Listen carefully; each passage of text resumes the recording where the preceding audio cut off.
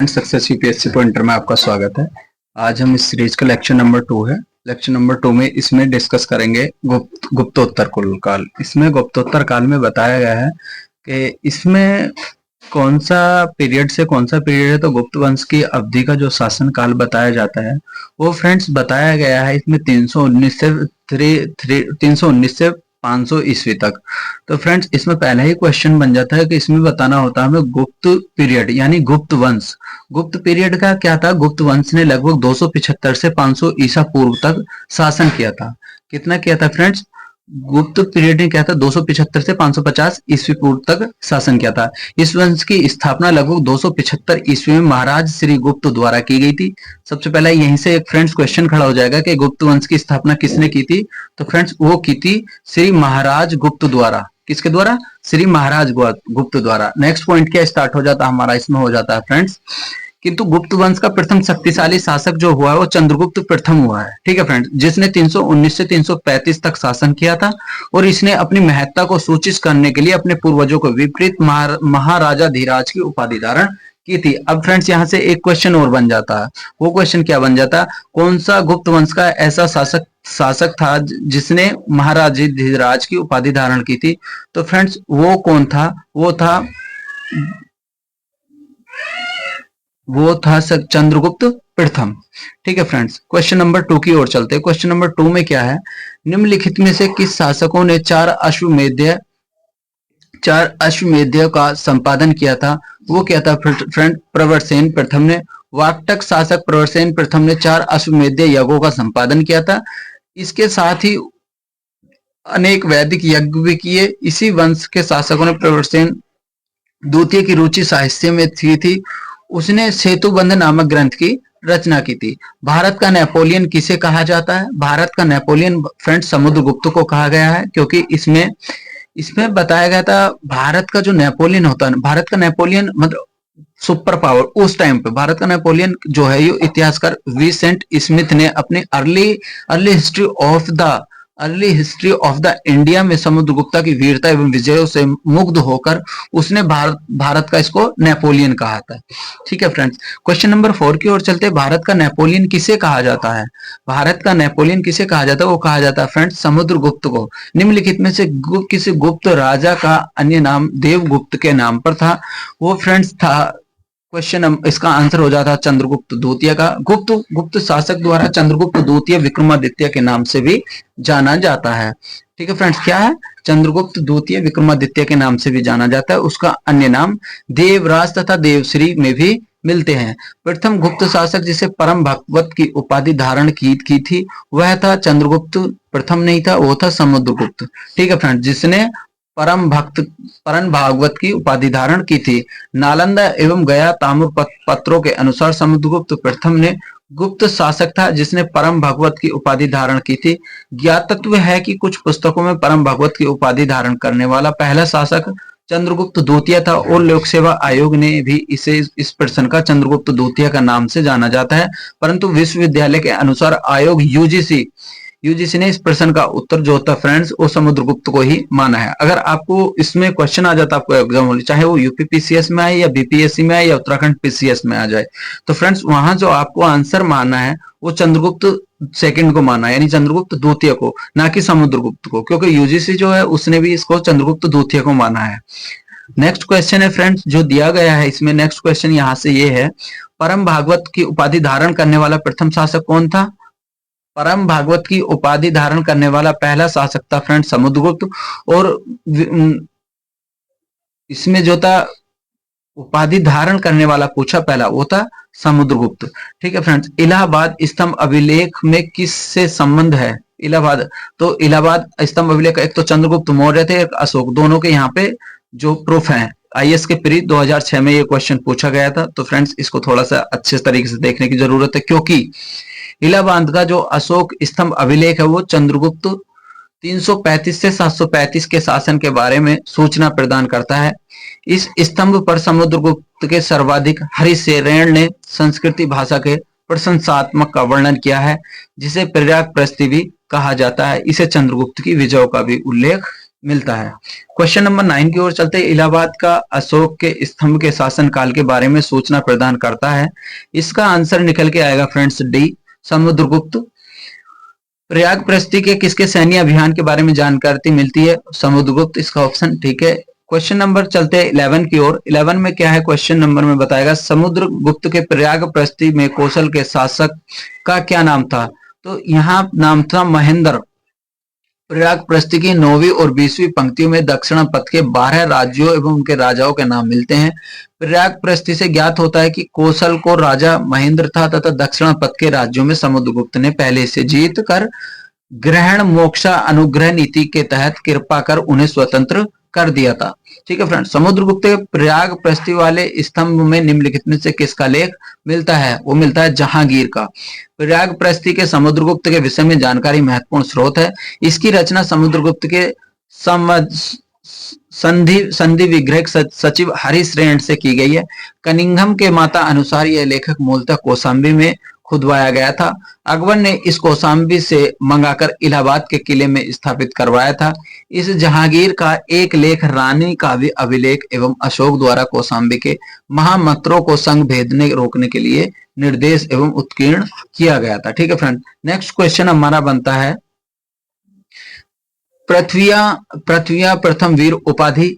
इसमें क्या है फ्रेंड्स? ऑप्शन नंबर ए बनता है इसका आंसर समुद्रगुप्त।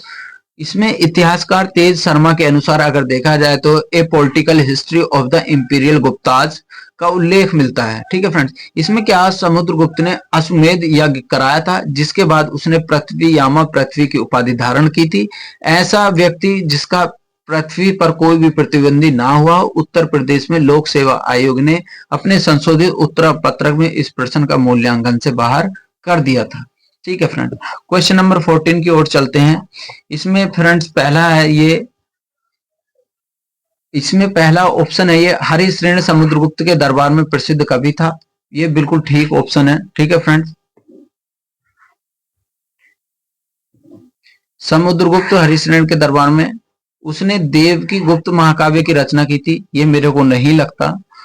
वह प्रयाग प्रस्ती के रचयिता थे। हाँ, ये ठीक बात है। तो इस प्रकार निकल के आएगा 1 और 3। हाँ बिल्कुल ठीक आंसर निकल के आता है 1 और 3। चलते हैं इसका इवोल्यूशन की ओर फ्रेंड्स। इसमें बताया गया इलाहाबाद स्तंभ समुद्र के सौम्य ग्रीक कवि हरिश्रेण एवं हरिश्रेण संस्कृत भाषा के प्रयाग प्रस्ती का वर्णन किया गया, जिसमें प्रयाग प्रस्ती में कहा गया है कि इसमें समुद्रगुप्त की विजयों का उल्लेख देव की चंद्रगुप्त एवं नाटक की रचना विशाखा दत्त ने की थी। इससे गुप्त वंशी तथा शासक रामगुप्त के विषय में सूचनाएं प्राप्त होती हैं। अंततः स्पष्ट होता है कि इसमें जो ऑप्शन निकल के आएंगे 1 और 3 करेक्ट बनेगा, बाकी 2 और ऑप्शन गलत हो जाएगा। अगर हम इसमें एलिमिनेट करके भी निकालते, अगर हमें पता चल जाए इसमें एलिमिनेट करके कि 2 सेकंड नंबर का जो स्टेटमेंट है ये गलत है, और जब सेकंड नंबर का स्टेटमेंट गलत होगा ऑप्शन ऑटोमेटिक ए गलत हो जाएगा, ऑप्शन बी ऑटोमेटिक गलत हो जाएगा। जिसमें 2 स्टेटमेंट का ऑप्शन मिलेगा वो स्टेटमेंट ऑटोमेटिक एलिमिनेट होकर फिर आपका आंसर बचेगा ओनली 1 और 3। ठीक है फ्रेंड, तो वैसे करके अगर हमारे को एलिमिनेट करने की ट्रिक आती है तो एग्जाम हॉल में आसानी से एलिमिनेट कर सकते हैं। फ्रेंड्स फिर चलते हैं हम नेक्स्ट क्वेश्चन 15 की ओर। इसमें क्या सूची फर्स्ट को सूची सेकंड से आपस में मिलान करना। एक तरफ दिए गए दक्षिण भारत के समुद्रगुप्त के समकालीन नरेश, दूसरी साइड पे दिया गया है उनके राज्य है। तो फ्रेंड्स इसमें अगर हमारे को 1 और 2 मिल जाएगा तो फिर बाकी सारे ऑप्शन इसमें एलिमिनेट हो जाएंगे। जैसे आप सबसे पहला एग्जांपल मैं अपने ऊपर लेके चलता हूं। इसमें धनंजय का नहीं पता किसी को, नीलराज का नहीं पता, उग्रसेन का नहीं पता और विष्णु गोपा का नहीं पता। मान लेते हैं इसमें से आपको नीलराज का पता है। जैसे नीलराज जो है बी ऑप्शन जो है, नीलराज किसका था? अवमुक्त राज्य था। नीलराज जो था कौन था? अवमुक्त राज्य था। तो नीलराज को मिलाते अवमुक्त से। जब बी का फर्स्ट जाएगा तो जिसमें बी का फर्स्ट नहीं है, जैसे बी का फर्स्ट नहीं है ऑप्शन नंबर ए में नहीं है, तो इसको हम काटते हैं। एक ऑप्शन नंबर ए कटेगा, फिर सी कटेगा, सी रहेगा लेकिन इसमें बी कट जाए, डी कट जाएगा, क्योंकि उसमें ऑप्शन में दिया है उसने 3 ऑप्शन बी का, और जो क्या होना चाहिए बी का 1। ठीक है फ्रेंड्स, तो अब हमारा केस बचता है ओनली 2 पे, बी एंड सी पे। अब हमारे को अभी एक और ढूंढना पड़ेगा। अब जैसे विष्णु गोपा है, विष्णु गोपा क्या है? विष्णु गोपा जो है, विष्णु गोपा कांची में, कांची का है विष्णु गोपा कांची का, काट दो बस, बी कट जाएगा, ऑप्शन बचेगा आपका ओनली सी। सी इसका आंसर निकल के आएगा और यही इसका करेक्ट आंसर है। फ्रेंड्स तो वैसे करके अपनी बेसिक ट्रिक लगाइए, एलिमिनेट करने को, रूल को फॉलो करिए, तब आप एग्जाम हॉल में कट ऑफ पार करेंगे। ठीक है फ्रेंड्स, तो अब इसका देख लेते थे, धनंजय था फ्रेंड्स, तो धनंजय क्या, धनंजय कुस्तुलपुर, कुस्तुलपुर, नीलराज अवमुक्त, उग्रेज उग्रसेन पालका एंड विष्णु गोपा कांची में मिला था। ठीक है फ्रेंड्स, क्वेश्चन नंबर की ओर चलते हैं हम 16 की। दिल्ली के कुवत उल इस्लाम मस्जिद का प्रांगण, जो प्रांगण किया गया था, उन्नत प्रसिद्ध लौह स्तंभ की कृति है, किसके टाइम पीरियड की है फ्रेंड्स, चंद्र के टाइम की है। दिल्ली के मेहरौली नामक स्थान पर मेहरौली के स्तंभ में लेख प्राप्त हुआ है, जो वर्तमान में कुतुब मीनार के समीप इसे चंद्र नामक किसी राजा की उपाधियों का वर्णन किया गया है, जिसका समीकरण गुप्त वंशीय शासक चंद्रगुप्त द्वितीय से किया गया है। एक मान्यता के अनुसार लगभग 410 ईसा पूर्व में चंद्रगुप्त द्वितीय के विक्रमादित्य के समय में मेहरौली स्तंभ से उदयगिरी की पहाड़ियों के पास विष्णुगिरी की पहाड़ी स्थित था। चंद्रगुप्त द्वितीय के विष्णु का उपासक था और भगवान विष्णु के सम्मान में भी इसे लौह स्तंभ का निर्माण कराया गया था। इस स्तंभ के शीर्ष में भगवान विष्णु के वाहन गुरुड़ का भी चित्र अंकित है। ठीक है फ्रेंड्स, यहाँ से क्वेश्चन बन सकते हैं, जैसे गुरुड़ का चित्र कहां भगवान विष्णु के लिए अवतरित किया गया है। क्वेश्चन नंबर 17 आता है। क्वेश्चन नंबर 17 में क्या है, राजवंश हुड़ों का आक्रमण अत्यंत विचलित हुआ है, वो किस लिए हुआ है, राजवंश हुड़ों का आक्रमण अत्यंत विचलित हुआ है गुप्त के टाइम पर। हुणों का पहला भारतीय आक्रमण जो हुआ था गुप्त सम्राट स्कंदगुप्त के शासनकाल में हुआ था और स्कंदगुप्त के हाथों वो बुरी तरह परास्त हुए थे।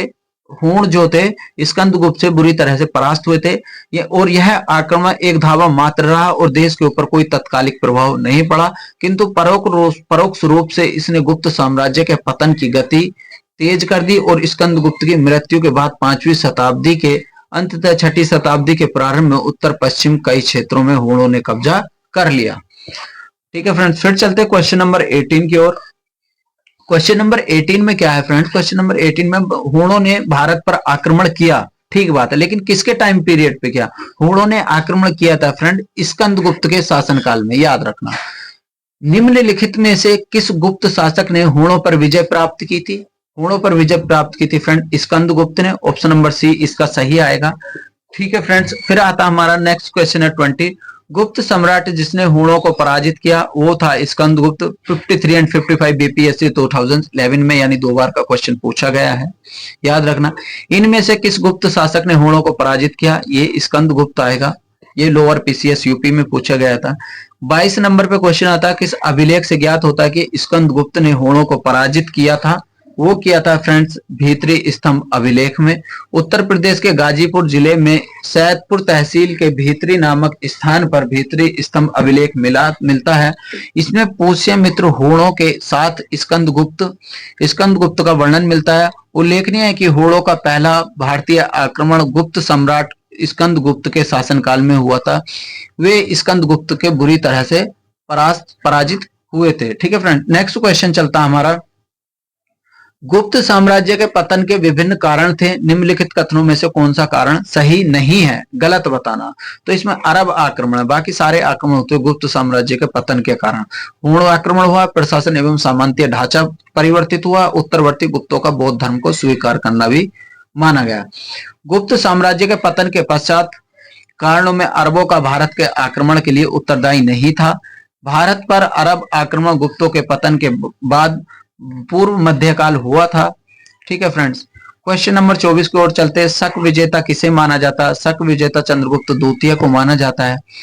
गुप्त सम्राट चंद्रगुप्त द्वितीय विक्रमादित्य के विजेता कहा गया है। उत्तर पश्चिम अंतिम शासक राजा रुद्र सिंह चंद्रगुप्त द्वितीय विक्रमादित्य के प्रथम दशक के परास्त पश्चिमी भारत शक को सत्ता का उन्मूलन किया था और शकों को हराने के कारण चंद्रगुप्त विक्रमादित्य की अन्य उपाधि सकारी भी उसने उपलक्ष्य में चांदी के सिक्के भी चलाए थे। रजत सिक्के जारी करने वाला प्रथम गुप्त शासक क्या था, वो था फ्रेंड्स चंद्रगुप्त द्वितीय। ठीक है फ्रेंड्स, रजत सिक्के जारी करने वाला प्रथम गुप्त शासक चंद्रगुप्त द्वितीय विक्रमादित्य था, जिसको गुप्त काल के रुपये कहा जाता था। और चंद्रगुप्त द्वितीय ने शक मुद्राओं का भी अनुकरण किया था। क्वेश्चन नंबर 26 की ओर चलते, प्रसिद्ध चीनी यात्री फयान किसके शासनकाल में भारत आया था? तो फ्रेंड्स वो आया था चंद्रगुप्त द्वितीय के काल में। निम्नलिखित में से कौन सा सही सुमेलित नहीं है? कुमार गुप्त फर्स्ट मंदसौर, ये ठीक है। पतिक तक्षशिला अभी, ये ठीक है। प्रभावती गुप्ता उदयगिरी गुहा अभिलेख, ये गलत है। ठीक है फ्रेंड्स, क्यों गलत है ये इसलिए गलत है, इसका अगर हम आपस में मिलान करके देखते हैं, कुमारगुप्त मंदसौर होता, ठीक है फ्रेंड, पतिक तक्षशिला होता, चंद्रगुप्त उदयगिरी होता और समुद्रगुप्त होता एरण अभिलेख। ठीक है फ्रेंड्स, ये चीज आ गई। प्रभागुप्ती जो उदयगिरी का कोई अभिलेख नहीं प्राप्त हुआ है। फिर सूची फर्स्ट को सूची सेकंड से मिलाना है। ठीक है फ्रेंड्स, इसमें अगर आपको आता है एलिमिनेट करना तो आप इस आंसर को आराम से कर सकते हो। समुद्रगुप्त क्या है? और एक तरफ शासक है, एक तरफ रानी। चंद्रगुप्त की रानी कौन थी, समुद्रगुप्त की कौन थी, ये बताना। ठीक है फ्रेंड्स, इसमें क्या है फ्रेंड्स, सबसे पहले आपको मैं बताऊं, जैसे चंद्रगुप्त की मुझे रानी का नाम पता है, कुमार देवी था, ये मैं आपके लिए बता रहा हूं, हालांकि मुझे इनमें से ऑलमोस्ट सबका पता है। ठीक है फ्रेंड, मेरे को समुद्रगुप्त की भी पता कौन थी, समुद्रगुप्त की घरवाली, लेकिन मैं आपको एलिमिनेट करना बताता हूँ फ्रेंड। जैसे ए का 3 है, इसमें से ए का 3 ए बसता है, ये ठीक है, ये भी, ये सी कट जाएगा, ए का 3 ये भी कट जाएगा, आंसर बसता अब ये, ओनली ये। ठीक है फ्रेंड, ये तो इसका आंसर हो जाएगा। जैसे मुझे पता था इसका ये है दाता देवी, और चंद्रगुप्त जो था द्वितीय, इसके कुमार बेगा था। ठीक है, और इसका जो था अनंता देवी था। ठीक है फ्रेंड्स, ये आंसर बन के आता। ठीक है, तो ये फ्रेंड्स पता होना चाहिए, ऐसी छोटी, अगर आपको एलिमिनेट करना आना चाहिए एग्जाम हॉल के लिए, जरूर आपके जरूरी है फ्रेंड्स। ईसा की 3री शताब्दी में जबकि हुणों का आक्रमण रोमन साम्राज्य को समाप्त किया गया था, भारतीय व्यापारी अधिकाधिक निर्भर थे फ्रेंड्स, होते दक्षिण पूर्व एशियाई व्यापार पर। ठीक है फ्रेंड्स, नेक्स्ट क्वेश्चन हमारा चलता है 30। गुप्त काल में उत्तर भारतीय व्यापार में निम्नलिखित में से किस पतन का संचालित होता था? वो होता था फ्रेंड्स ए ताम्रलिप्ति। ठीक है फ्रेंड, गुप्त काल में ताम्रलिप्ति बंगाल का एक प्रमुख बंदरगाह था, जहां से उत्तर भारतीय, दक्षिण पूर्व एशिया, चीन, श्रीलंका, सुमात्रा आदि देशों के साथ होता था। पश्चिमी भारत का प्रमुख बंदरगाह बड़ौच था, जहां से उत्तर भारत में पश्चिमी देशों के समुद्री व्यापार होता था। ठीक है फ्रेंड्स, क्वेश्चन नंबर फिर चलते हैं हम 31 की ओर। क्वेश्चन नंबर चलते फ्रेंड हम 31 की ओर। 31 में क्या है फ्रेंड, निम्नलिखित में से कौन सा बंदरगाह गुप्त काल के उत्तर भारतीय व्यापार में उपयोग के लिए किया जाता था? फ्रेंड्स, इन ऑप्शन में से कोई सा भी नहीं है। ठीक है फ्रेंड्स, फिर हमारा है नेक्स्ट क्वेश्चन। नेक्स्ट क्वेश्चन है इसमें, भारत के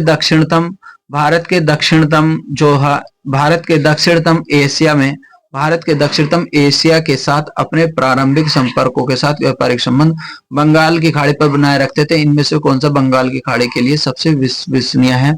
सबसे पहला इसका स्टेटमेंट पढ़ते हैं, क्या है, प्राचीन काल में मध्यकाल भारत के पास दूसरों की तुलना में अति पोत निर्माण उपलब्ध थे। नोट गलत।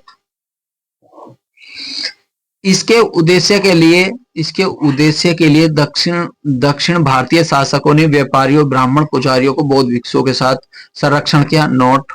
बंगाल की खाड़ी से चलने वाले मानसून एवं समुद्री यात्रा को सुगम बना दिया था। ये बात ठीक है, ए और बी बहुत गलत है, तो इसलिए आंसर निकल के आएगा आपका सी। भारत के दक्षिण पूर्वी एशियाई के साथ अपने आरंभिक सांस्कृतिक संबंध, व्यापारिक संबंध बढ़ाने के लिए इसमें खाड़ी पे बने रखे, इसका प्रमुख कारण था बंगाल की खाड़ी से चलने वाली मानसूनी हवाएं। ठीक है फ्रेंड्स, ये हिस्ट्री ज्योग्राफिकल क्वेश्चन था, अच्छा क्वेश्चन था। ठीक है फ्रेंड्स, फिर चलते हैं हम नेक्स्ट क्वेश्चन की ओर। नेक्स्ट क्वेश्चन में क्या है फ्रेंड्स, इसमें है, प्राचीन भारत की अर्थव्यवस्था में अत्यंत महत्वपूर्ण भूमिका निभाने वाले श्रेणी संगठन के संदर्भ में कथन को हल कीजिए। प्रत्येक श्रेणी राज्य की केंद्रीय प्राधिकरण के साथ होती थी और यह प्रशासनिक स्तर पर राजा उनका प्रमुख। ये तो ठीक बात है, लेकिन प्रत्येक श्रेणी नहीं होती थी, ये यहाँ से गलत हो जाता है। श्रेणी का ही सेवन काम करने एवं नियमों को सुनिश्चित करती है, ये ऑप्शन ठीक है। श्रेणी के अपने सदस्यों पर न्यायिक अधिकार होता था, ये भी ठीक है, इसलिए ऑप्शन सी निकल के आ जाएगा। ठीक है फ्रेंड्स, प्राचीन भारत की अर्थव्यवस्था जो है श्रेणियों का महत्व रखता है। ये संगठनकारी व्यापारियों द्वारा उनके व्यापार को सुनिश्चित एवं संचालन करने के लिए स्थापित किए जाते हैं। श्रेणियों का अपने सदस्यों पर न्यायिक अधिकार होता था तथा श्रेणियों द्वारा सदस्यों के वेतन पर काम करने एवं नियामकों के मानकों की कीमतों का निर्धारण किया जाता था। प्रत्येक अपना प्रमुख होता था एवं राजा की श्रेणियों का संचालन होना हस्तक्षेप नहीं था। गुप्त काल में गुजरात, बंगाल, दक्कन के तमिल राष्ट्र में स्थित केंद्र के संबंधित थे। इसमें ऑप्शन नंबर आएगा वस्त्र उत्पादन। ठीक है फ्रेंड्स, हमारा क्वेश्चन नंबर आता है फिर 35 में क्या फ्रेंड, विशाखा दत्त की प्राचीन भारतीय नाटक मुद्राक्षस की विषय वस्तु क्या थी? इसमें था फ्रेंड चंद्रगुप्त मौर्य के समय राजदरबारी एवं धुरंधरधारियों के बारे में। डॉक्टर केपी जायसवाल विशाखा दत्त चंद्रगुप्त मौर्य के समकालीन बताया जाता है। उनके नाटक एवं मुद्राक्षस ने चंद्रगुप्त मौर्य के कृत्यों पर प्रकाश पड़ता है। इसमें चंद्रगुप्त मौर्य के समय में राज दरबार एवं दुर्भी संधियों का वर्णन किया गया है। क्वेश्चन नंबर 36 क्या है, निम्नलिखित में से कौन सा गुप्त काल में अपनी आयुर्विज्ञान विषय की रचना के लिए जाना जाता है? इनमें से कोई सा ऑप्शन नहीं है, इसलिए इसको नहीं मैं टिक कर सकता। सुनिश्चित साल्य क्रिया का जनक कहा जाता है। ये काशी के रहने वाले थे। इनका काल लगभग 600 ईसा पूर्व माना जाता है। सोनक ऋग्वैदिक कालीन ऋषि थे। शूद्रक गुप्त कालीन नाट्य एवं शैमिल्य गुप्त कालीन के नाटककार हैं, जिसे कालिदास ने भास एवं कविपुत्र के को याद किया है। इस प्रकार गुप्त काल की औषधि क्षेत्र में उपयुक्त किसी कार्य से नहीं है, तथापि यह बिहार लोक सेवा आयोग के प्रारंभिक उत्तर पत्र में इसका उत्तर सही विकल्प को ए माना है। ठीक है, वो अपनी अपनी उसकी चॉइस है। निम्नलिखित में से कौन सा औषधि क्षेत्र के लिए है? इनमें से कोई सा भी नहीं है। जब इनमें से कोई सा नहीं है तो फिर आंसर हो जाएगा आपका ई। क्वेश्चन नंबर नेक्स्ट हमारा 38 है फ्रेंड। 38 में क्या, निम्नलिखित में से किसे प्राचीन भारत का आयुर्वेद के शास्त्र से संबंध नहीं है? प्राचीन भारत के आयुर्वेद शास्त्र से संबंध नहीं है तो फ्रेंड इसका ध्वंतगिरी से भी, चरक से भी, लेकिन इसका ऑप्शन बी से नहीं है। ठीक है फ्रेंड, इसका आंसर निकल के आ जाएगा भास्कराचार्य। ध्वंतगिरी के चंद्रगुप्त सेकंड के विक्रमादित्य के नवरत्नों में से एक थे। ये आयुर्वेद शास्त्र के प्रकांड के पंडित थे और वे चरक आश्रित आयुर्वेद के विख्यात विद्वान थे। चरक कनिष्ठ के राजवैद्य थे। इन्होंने चरक संहिता की रचना की थी। ठीक है फ्रेंड्स, नेक्स्ट क्वेश्चन आता हमारा 39। लीलावती के लेखक कौन थे? लीलावती के लेखक थे फ्रेंड्स भास्कराचार्य। लीलावती की रचना प्रसिद्ध गणितज्ञ एवं खगोल शास्त्री भास्कराचार्य ने की थी। यह गणित विषय में महत्वपूर्ण विषय के ग्रंथ और संस्कृत भाषा की काव्य शैली के श्लोकबद्ध थे। वस्तु से लीलावती भास्कराचार्य द्वारा रचित ग्रंथ द्वारा सिद्धांत शिरोमणि का एक भाग है। ठीक है फ्रेंड्स, फिर आता हमारा नेक्स्ट क्वेश्चन आता 40। आईएएस के प्री 2012 में पूछा गया था क्वेश्चन। सिर्फ और सिर्फ बेसिक एलिमिनेट ट्रिक लगानी थी इसमें और ये क्वेश्चन सोल्व हो जाएगा। ठीक है फ्रेंड्स, इसमें क्या करना था, सबसे पहले इसने पूछा है प्राचीन काल के भारत में वैज्ञानिक प्रगति के संदर्भ में निम्नलिखित में कौन से कथन ठीक है? इनमें से कथन बताना था। जहां सा कथन आपको गलत लगे उसमें आप एलिमिनेट करके इसको काट सकते हैं। कैसे काटेंगे हम इसको मैं बताता हूं आपको। जैसे पहले ही हम पढ़ते हैं इसको। प्रथम शती ईस्वी में विभिन्न प्रकार के विशिष्ट शालीय औजारों का उपयोग आम था। सही बात है ये। तीसरी शती ईस्वी में आरंभ में मानव शरीर के आंतरिक अंगों का प्रत्यारोपण शुरू हो चुका था। तो फ्रेंड्स इसमें स्टेटमेंट दूसरा भी ठीक निकल के आएगा, लेकिन थर्ड ऑप्शन पढ़ते इसमें 5वां शती ईस्वी कोण के जिया सिद्धांत ज्ञात था। ये भी ठीक ऑप्शन है। और फोर्थ ऑप्शन वाइज के 7वीं चक्रीय चतुर्भुज का सिद्धांत माना जाता है। लेकिन दूसरा ऑप्शन जो है, जो आरंभ में मानव शरीर के आंतरिक प्रत्यारोपण शुरू हो चुका था, ये नहीं हो चुका था, इसलिए ये ऑप्शन गलत है। इसलिए इसका आंसर निकल के आएगा ऑप्शन ओनली सी। ठीक है फ्रेंड्स, क्वेश्चन नंबर नेक्स्ट आता हमारा 41 क्वेश्चन क्या है फ्रेंड्स? वो है भारतीय यात्रा में फायान ने एक अस्पताल का उल्लेख किया था। वो किसने करवाया था? वो पाटलिपुत्र में किया गया था फ्रेंड्स। 42 क्वेश्चन आता है चंद्रगुप्त ने 9 रत्नों में से निम्नलिखित में कौन सा फलित ज्योतिष के नाम से संबंधित था? वो था अमर सिंह। चंद्रगुप्त द्वितीय ने विक्रमादित्य के कुशल शासन की प्रशंसा में चीनी यात्री फायान ने की थी और इनके नवरत्नों में से प्रसिद्ध सर्वकालिक रही है और नवरत्नों के सर्वोत्कृष्ट महाकवि कालिदास थे, जबकि छपणक रत्न के फलित ज्योतिषी थे। क्वेश्चन नंबर 43 आता कालिदास किसके शासनकाल में आए थे? कालिदास किसके शासनकाल में थे? वो थे चंद्रगुप्त द्वितीय के शासनकाल में थे। क्वेश्चन 44 आता है इनमें से निम्नलिखित में से पहली बार व्याख्या की थी एवं पृथ्वी के अपनी धुरी पर घूमने का कारण प्रतिदिन सर्वोदय सर्वोदय सर्वोदय एवं सूर्यास्त होता था, वो होता था फ्रेंड्स, इसमें आर्यभट्ट ने किया था। ठीक है फ्रेंड्स। क्वेश्चन नंबर 45 आता, 45 में आता निम्नलिखित में से कौन से गुप्त कालीन स्वर्ण मुद्रा थी? तो वो थी स्वर्ण मुद्रा दीनार है। गुप्त काल में स्वर्ण मुद्रा को कहा जाता है, वो कहा जाता है फ्रेंड इसमें बी दीनार को। गुप्त कालीन रजत मुद्राओं का नाम दिया गया था, वो दिया गया था फ्रेंड्स किसको? सी को, रूपक को। ठीक है फ्रेंड। निम्नलिखित में से किसे गुप्त शासक के सर्वप्रथम सिक्के जारी किए गए थे? वो किए गए थे फ्रेंड चंद्रगुप्त प्रथम ने किए थे। गुप्त शासकों ने चंद्रगुप्त प्रथम द्वारा सर्वप्रथम सिक्के जारी किए गए थे। चंद्रगुप्त प्रथम के पूर्व शासकों ने श्री गुप्त घटोत्कच द्वारा श्री सिक्के जारी किए थे, और इनमें से समुद्रगुप्त भी कई इस प्रकार के सिक्के जारी करने के लिए किए जाने जाते हैं। ठीक है फ्रेंड्स। क्वेश्चन नंबर फिर चलता हमारा अगला आता है, गुप्त काल का निम्नलिखित संस्कृत नाटकों में से शूद्र बोलते थे? वो बोलते थे फ्रेंड्स प्राकृत भाषा। सती प्रथा का प्रथम अभिलेखीय साक्ष्य प्राप्त हुआ है, वो हुआ ऐरण अभिलेख से। सती प्रथा का प्रथम अभिलेख का साक्ष्य जो प्राप्त हुआ है फ्रेंड्स, वो हुआ ऐरण अभिलेख से 510 ईसा पूर्व में, जिसे गोपाल राज नामक का सेनापति के द्वारा किया गया था। गुप्त संवत की स्थापना किसने की थी? वो चंद्रगुप्त प्रथम ने की थी। सूची फर्स्ट को सूची सेकंड से मिलान कीजिए। सूची फर्स्ट को सूची सेकंड से मिलान करने के लिए फ्रेंड्स, फिर इसमें वही है, एक तरफ सम्राट है, एक तरफ विरुद्ध है। इसमें सबसे पहले देखिएगा आपको अशोक, अशोक को किस नाम से भी दूसरा पता वो चला गया है। तो इसमें फ्रेंड्स अशोक का मैंने तुम्हें बताया था प्रियदर्शनी के भी नाम से जाना जाता है अशोक को। समुद्रगुप्त को भी मैंने आपको बताया था, समुद्रगुप्त को भी परमा क्रमांक पर क्रमांक के नाम से जाना जाता है। चंद्रगुप्त द्वितीय को इसमें विक्रमादित्य और एक स्कंदगुप्त को क्रमादित्य के नाम से जाना जाता है। तो इस प्रकार से ऑप्शन आपका सी निकल के आएगा। ये चीजें फ्रेंड्स पता होनी चाहिए, क्योंकि अशोक को मैंने बताया आपको प्रियदर्शनी के नाम से जाना जाता है, समुद्रगुप्त को पर क्रमांक के नाम से जाना जाता है, और चंद्रगुप्त को विक्रमादित्य के नाम से जाना जाता है, और स्कंदगुप्त को विक्रमादित्य के नाम से जाना जाता है। क्वेश्चन नंबर फिर आता हमारा फ्रेंड्स 53, नगरों का क्रमिक पतन एवं किस काल से महत्वपूर्ण विशेषता थी? तो फ्रेंड्स ये था एक गुप्त काल से। ठीक है फ्रेंड्स। इसमें ज्यादा गुप्तकालीन नगर में क्रमिक परिवर्तन में अग्रसर हुए हैं। संपूर्ण गंगा घाटी में जो शहर प्रत्यंत समृद्ध अवस्था में थे, उनमें से अधिकांश गुप्त काल में जो त्याग किया गया, वहां के आवासन एवं पर्याप्त में विघटन एवं पाटलिपुत्र जैसा प्रमुख नगर हिंसाम के आगमन तक गांव बन गया था। क्वेश्चन नंबर 54 आता, किस शासक वंश के मंदिरों एवं ब्राह्मणों का सबसे अधिक ग्राम अनुदान दिया गया था? वो था गुप्त वंश। ठीक है फ्रेंड्स। गुप्त वंश के शासकों ने मंदिर एवं ब्राह्मणों में सबसे अधिक ग्राम अनुदान दिए थे। गुप्त लेखों में भूमि अनुदान उल्लेख किया गया है। उसने यह स्पष्ट किया है भूमि के साथ ही गांवों में भूमि अनुदान होने के लिए आय भी गृहित सौंपित की गई थी।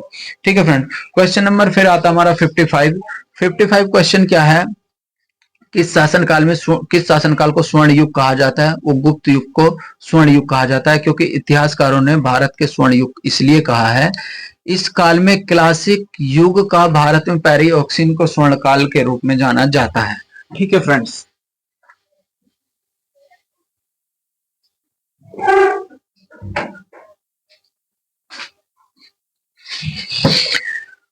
क्वेश्चन नंबर हमारा अगला आता है 56 पे क्या है फ्रेंड्स, निम्नलिखित में से किस काल में स्त्रियों एवं पुरुषों की बराबरी की जाती थी? उसमें की जाती थी फ्रेंड्स, ये इनमें से वैसे कोई नहीं है, मैं बताता हूँ कि ऋग्वैदिक काल को छोड़कर प्राचीन भारतीय इतिहास में स्त्रियों की स्थिति कभी अच्छी नहीं रही है। गुप्त मौर्य चोल काल में स्त्रियों की स्थिति संबंधित सीमित प्रसंगों को छोड़कर उनकी दयनीय स्थिति के कहीं का ही साक्ष्य मिलता है। गुप्त युग में भूमि राजस्व दर क्या थी? वो था उपज का छठा भाग। फ्रेंड्स ये याद रखना। धर्म सूत्रों में भू राजस्व दर क्या था? वो था फ्रेंड्स 1/6, याद रखना। हिंदू विधि द्वारा मान्य कर कितना था? 1/6 भाग। ठीक है फ्रेंड्स, याद रखना। किस प्रकार की भूमि को अपृत भूमि कहा जाता था? किस प्रकार की भूमि को? बिना जुती हुई जंगल की भूमि को अपृत भूमि कहा जाता था। वह भूमि जिसे जोता न गया हो उसे अपृत भूमि कहा जाता है। यह गुप्तकालीन राज व्यवस्था का एक पद है। ठीक है फ्रेंड्स। क्वेश्चन नंबर हमारा आता है फिर 61। भारत के इतिहास के संदर्भ में काल्य काल्यवाप एवं द्रोणावाप शब्द निर्दिष्टित करते हैं, वो करते हैं भूमाप।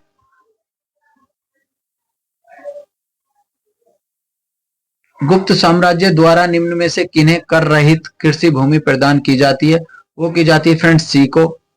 ठीक है फ्रेंड्स, क्वेश्चन नंबर फिर आता हमारा 63।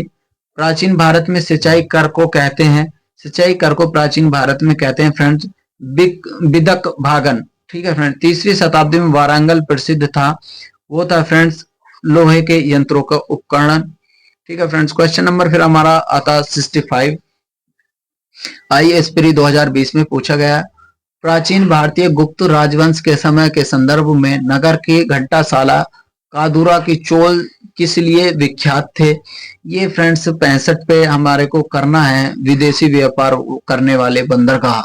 ठीक है फ्रेंड्स, घंटाशाला कंदूरा चोल गुप्त काल के प्रमुख बंदरगाह शहर थे, जहां विदेशियों से व्यापार होता था। घंटाशाला एवं कंदूरा जहां पूर्वीय तटीय शहर थे, वहीं चोल पश्चिमी तटीय बंदरगाह शहर थे। ठीक है फ्रेंड्स, फिर आता हमारा नेक्स्ट क्वेश्चन है 66।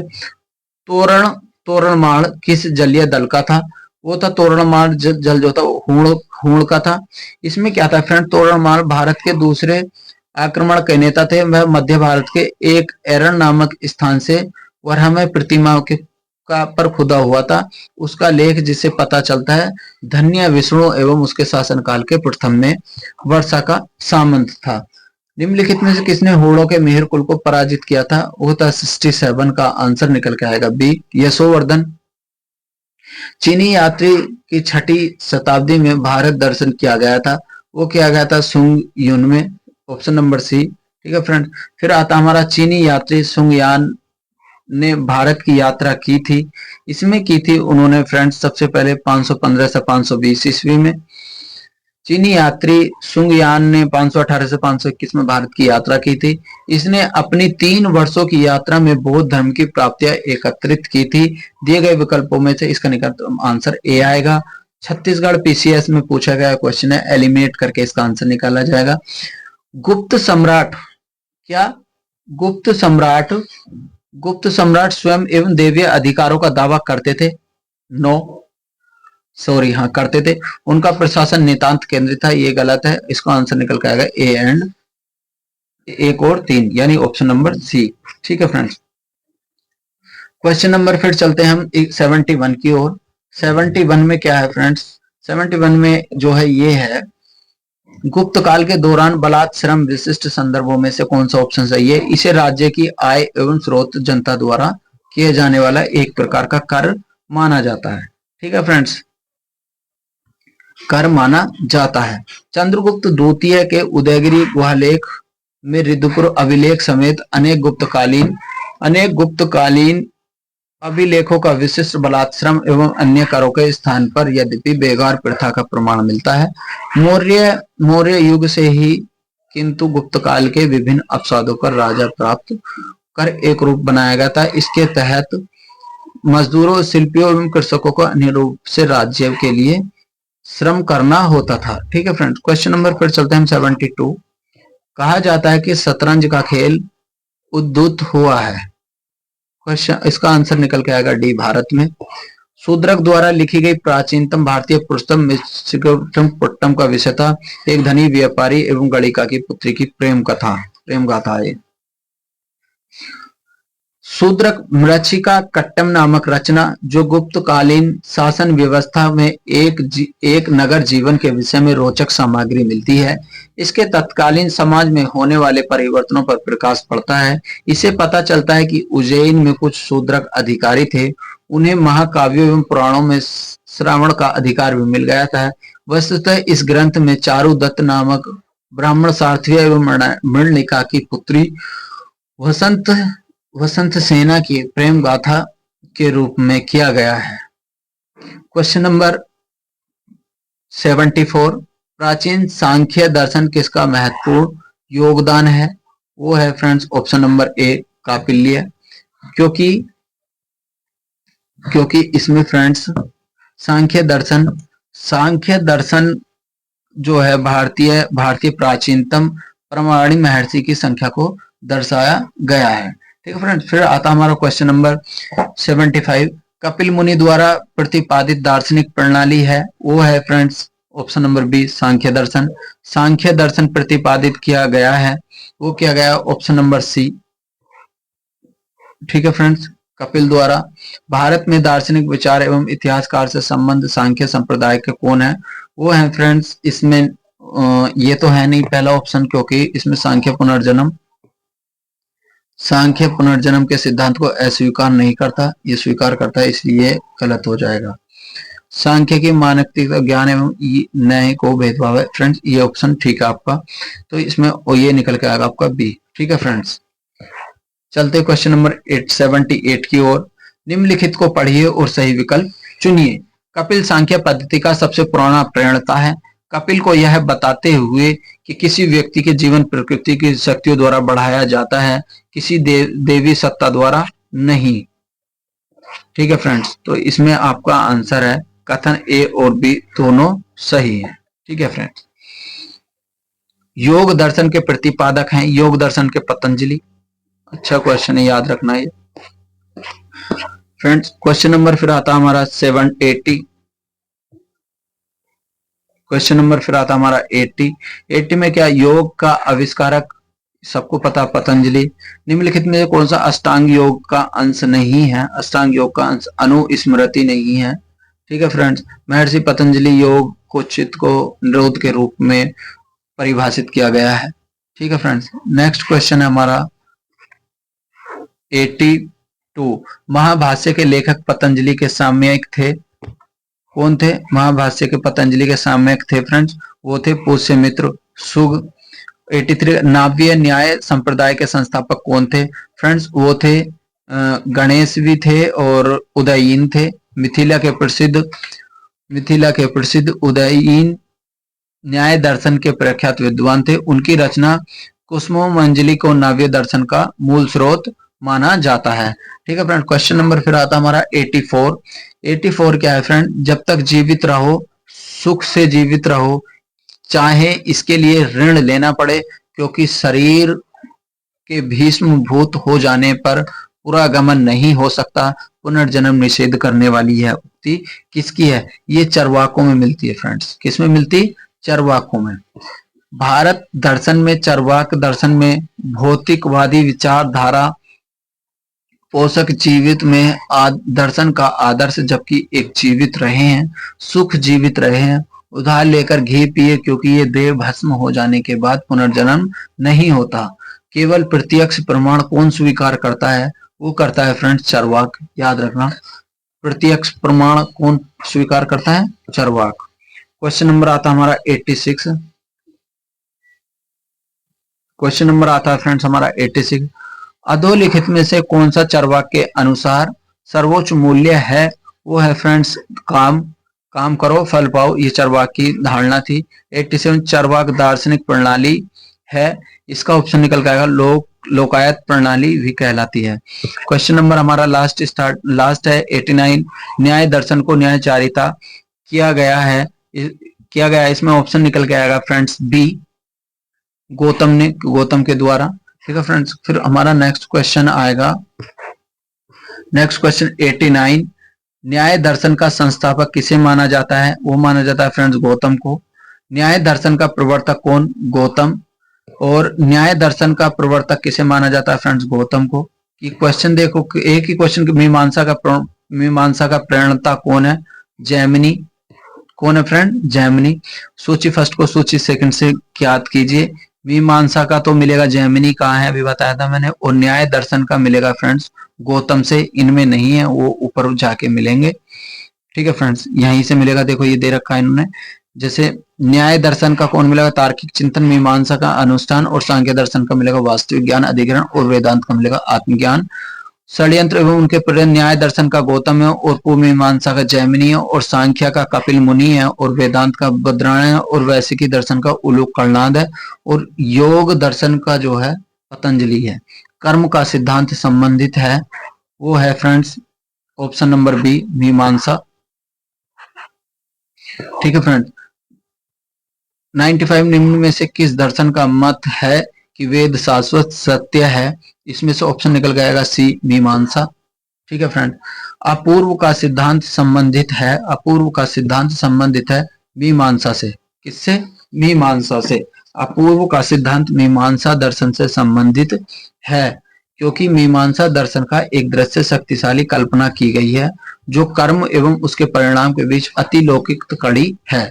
ठीक है फ्रेंड्स, नेक्स्ट क्वेश्चन है हमारा। ठीक है फ्रेंड्स, आज के हम इसके लेक्चर का यहीं पर अंत करते हैं। बने रहिएगा वीडियो में फ्रेंड, धन्यवाद।